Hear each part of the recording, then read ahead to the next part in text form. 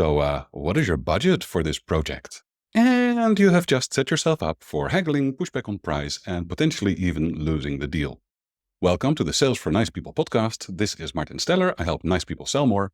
And when you talk to a buyer, obviously you need to know whether or not they have the money to pay you, because otherwise, if they don't, there is no sale. But by asking for a budget, you cause a number of things to become unstable, to become weak. For instance, it might make the impression that you're going to try and squeeze them for all the money that you can get out of them. And that reduces then trust. And you want your buyer to trust you. You need them to trust you. Otherwise, they will never buy. And exactly because of that, buyers very often lowball the amount of money that they say they have available. And that then means that you're going to have to fight an uphill battle to try and have them see that your work is actually worth more money than what they think they should be spending.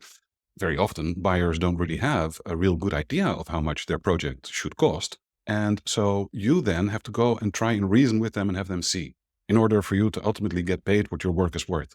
And you might end up having to do concessions or give a discount or reduce the scope of work, which then underserves your buyer.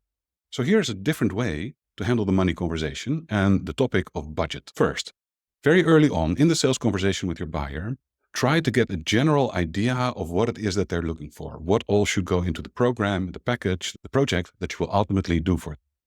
And then you set a price bracket.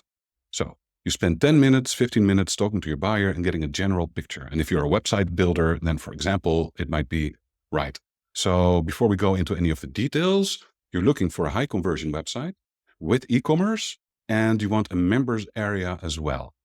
And it has to be done in the next 2 months.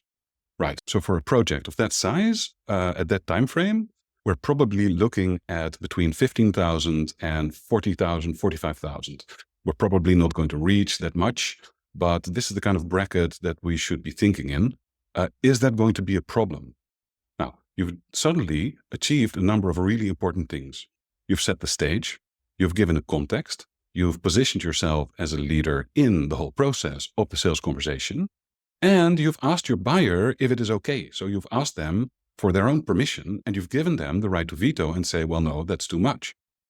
Obviously, that might mean that you're going to lose the buyer. But if your work is worth anywhere between 15,000 and 40,000 euros or dollars, and they don't have any more than 10,000, well, then you're better off talking to a different kind of buyer who has a bigger budget.